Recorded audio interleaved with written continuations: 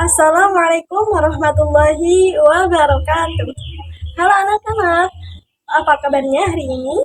Alhamdulillah, luar biasa, tetap semangat. Allahu Akbar.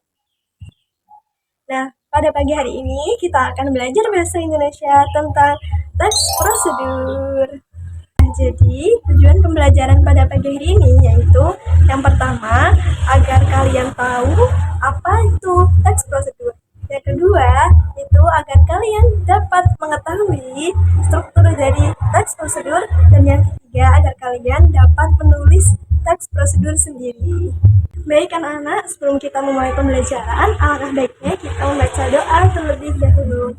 Yuk berdoa terlebih dahulu. Bismillahirrahmanirrahim. Anak-anak, apakah kalian pernah membuat mie instan di rumah? Nah, sebelum kalian membuat mie instan, tentunya kalian harus mempersiapkan bahan-bahannya terlebih dahulu, alat-alatnya terlebih dahulu. Dan kalian juga harus tahu langkah-langkah apa yang harus kalian lakukan agar mie instan tersebut bisa dimakan. Nah, jadi langkah-langkah, bahan-bahan, alat-alat yang akan digunakan memasak mie instan tersebut itu dinamakan prosedur atau cara membuat. Nah, jadi teks prosedur adalah teks yang berisi cara langkah-langkah yang harus dilakukan untuk membuat sesuatu. Nah, struktur dari teks prosedur atau isi dari teks prosedur ada 3. Yang pertama yaitu terdapat tujuan, yang kedua itu terdapat alat dan bahan, dan yang ketiga itu terdapat langkah-langkah yang harus dilakukan. Kemudian anak-anak ada 3 ciri-ciri dari teks prosedur itu sendiri. Yang pertama itu menggunakan kalimat perintah atau kata kerja aktif seperti masukkan, tuangkan, atau dan lain-lain.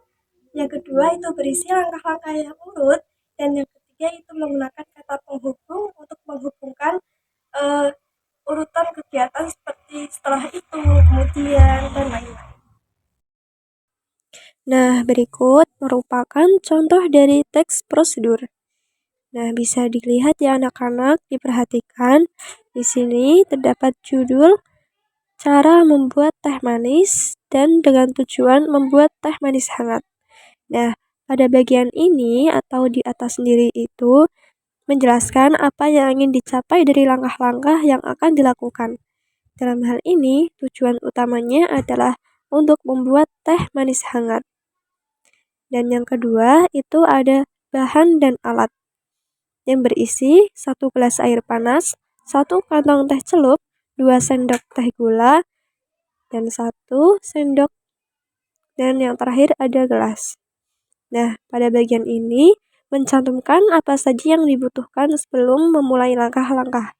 Bisa berupa bahan yang digunakan ataupun alat yang akan membantu proses. Dan pada bagian yang ketiga itu ada langkah-langkah. Yang pertama, siapkan gelas dan air panas. Yang kedua, masukkan kantong teh ke dalam gelas. Yang ketiga, tunggu selama 2 menit hingga warna air berubah.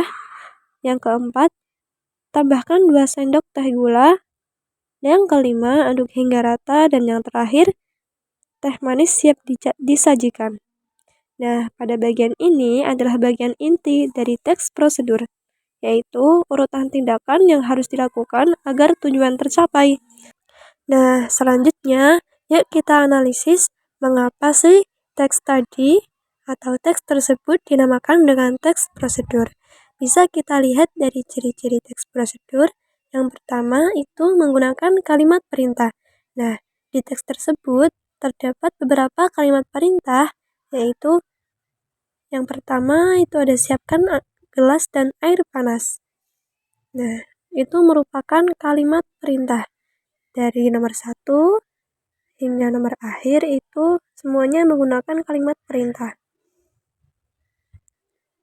Yang kedua itu menggunakan kata kerja aktif.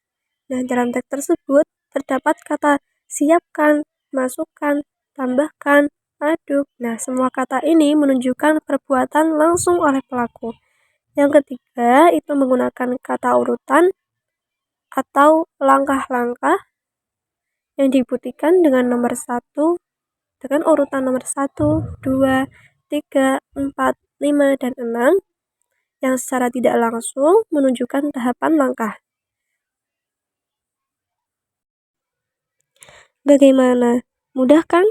Kalian juga bisa membuat teks prosedur sendiri loh. Misalnya, cara menyikat gigi dengan benar, atau cara merapikan tempat tidur. Sekarang, coba kalian pikirkan hal apa yang bisa kalian lakukan di rumah. Tugas kalian adalah membuat teks prosedur sederhana tentang kegiatan harian kalian. Contoh, cara memakai seragam sekolah, atau cara membuat mie instan, atau cara merapikan meja belajar. Gunakan struktur, tujuan, bahan atau alat, dan langkah-langkahnya ya. Jangan lupa. Berakhir sudah pembelajaran pada pagi hari ini. Semoga semuanya paham dan dapat bermanfaat. Mudah ya anak-anak. Jangan lupa kerjakan tugasnya. Ibu akhiri. Wassalamualaikum warahmatullahi wabarakatuh.